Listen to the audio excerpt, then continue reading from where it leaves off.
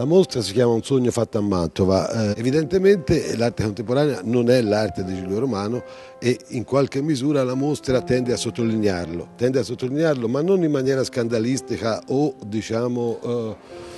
come dire, spettacolare, attraverso una serie di rapporti che si instaurano con l'architettura e con la pittura e con l'impianto generale. Ma la mostra si allarga anche verso la città, c'è un'altra scultura di Davide Rivalta a Palazzo d'Arco, c'è una grande videoinstallazione al Teatro Bibbiena di Grazia Toderi, che fra l'altro ruota intorno all'inaugurazione nel 1770 proprio del Teatro Bibbiena, con il giovane Mozart che fa un concerto.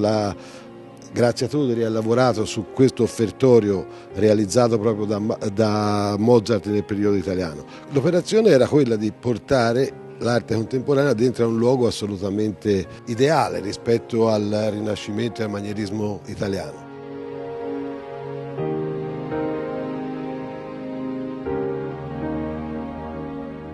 Ho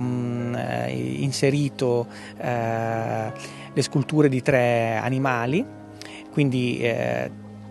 diciamo 3 corpi d'animale, un rinoceronte in bronzo,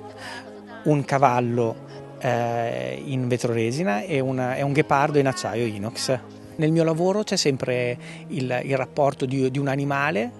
un materiale e un contesto, e il contesto e quindi il dialogo con l'architettura è parte fondante dell'opera, quindi non dovete intendere il mio lavoro semplicemente come una reinterpretazione formale di un soggetto, ma è più proprio il lavoro nasce dall'incontro dell'uomo, che è il vero soggetto dell'opera, e con l'animale. Siccome penso che le comunità generano i luoghi, il famoso genius loci in fondo è questo, allora questo luogo comune va progettato, va immaginato, quindi un sogno fatto a Mantova è un sogno che guarda verso il futuro di che cosa vogliamo che sia non solo questa città che è capitale quest'anno e quindi un punto di riferimento, ma anche più in generale questo pianeta e il mondo. Un sogno fatto a Mantova nasce da un testo di Yves Bonnefoy, che è un poeta francese che viene a Mantova per vedere una mostra su Mantegna nel 1961 e non trova da dormire, perché la città non ha posto, non accoglie i turisti. E da questa sua avventura notturna nascono, come dire, delle riflessioni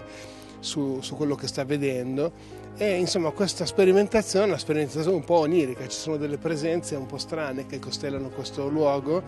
e io non credo che si debbano proprio spiegare tutte oggi, magari proveremo più tardi al Teatro Bibbiena a dire qualcosa, ma credo che vadano guardate e ascoltate con disponibilità.